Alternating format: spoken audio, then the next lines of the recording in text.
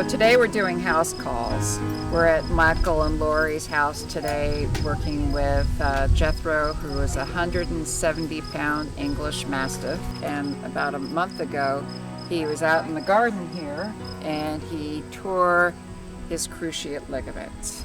And we watched it for 24 hours and I said, no, he's got to go to a specialist. So he ended up going all the way to Cornell to have the surgery. So I'm here to help him in the healing process. I love working with surgical clients because they heal quicker without less incidence of infections, swelling. It just really helps to facilitate a quicker healing process. It's funny because people see him as being so huge, so big, and I see him and I just see this puppy. I met him when he was probably about 10 months old. And I get that he's really big, but I don't read him as being enormous. But you're big. You're big. Yeah. So I start by working the shoulders, the neck, and he is tight. He had surgery here last week that is healing up really amazing. I worked on him the day he got out of the hospital, and then the following day. And what happens is when I'm able to really get there as quickly as possible, you don't go through all the swelling and you don't go through a lot of the pain. It makes it much easier. My job here today is to help him to heal quicker. When a dog has a lameness, especially a dog of this size, it really affects the neck and the shoulders.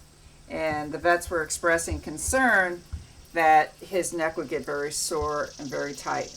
But that's a sore spot there. So his back is a little sore.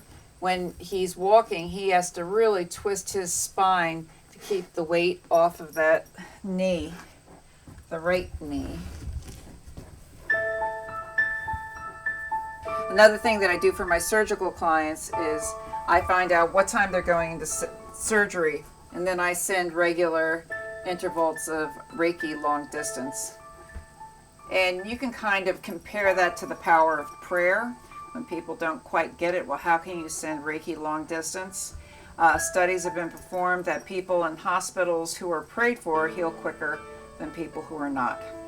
A man by the name of Larry Dossey did a huge study and really found that the cardiac patients healed quicker with prayer.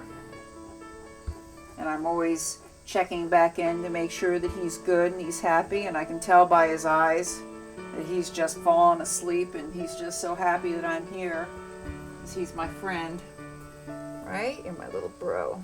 You see this band of muscles? That's really tight. And that's from holding that leg up. So I'm just going to do some Reiki. And again, it's my intention to help him and to bring energy to where he needs it. Am I getting kisses? You're such a good boy. Now, I'm just going to do a little above body here. My hand immediately gets heat. So one of the most incredible aspects of the energy work is relieving that heat and that inflammation. You can see he feels it. Hello, baby boy. Right.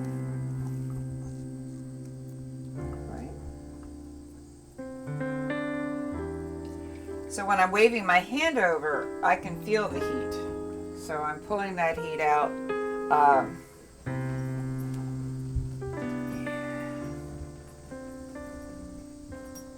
But when I'm working with the surgical client, I can muscle test above the body so that I don't have to really touch the tissue.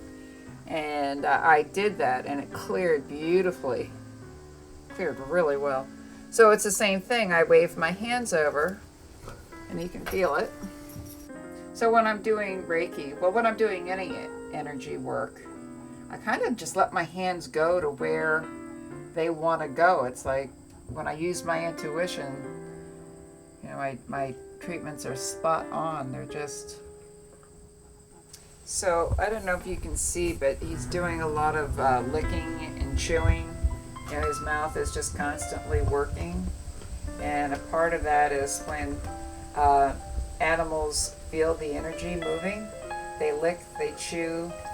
Horses yawn and stretch their jaw, but he's just really chewing. Yeah, big sigh, lots of mouthing. With working with dogs, it's just amazing because they simply feel better. They don't fake getting better, they just simply get better. And you know, I've been so blessed with such amazing clients who really want to learn the work so that they can continue their dog's care, or horse or cat, when I'm gone. Go ahead, tell me. Okay, he says being laid up really stinks. He says he has another dog sister by the name of Sophie, and he's not happy that she gets to go out more than he does. Okay, he's telling me that Michael, his owner, really is much better. When all this first started, Michael was just besides himself. Go ahead. And his boy, who is his owner, he's 17 years old, and his name is Jake. He said that Jake hasn't been home much. He says it's good for Jake to be out of the house. He thinks that's very good. Okay, and he's telling me a bunch of stuff that I'm not gonna, that's kind of personal, so I'm not gonna repeat that on camera. But what, tell me something else, honey. What else? No. So he's telling me to tell them that he's much better than they think and that he wants to go out. And I'm telling him that I can't do that.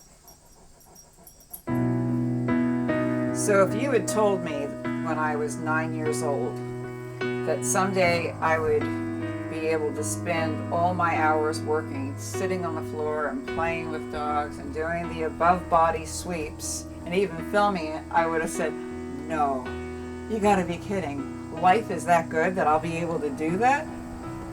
But sure enough.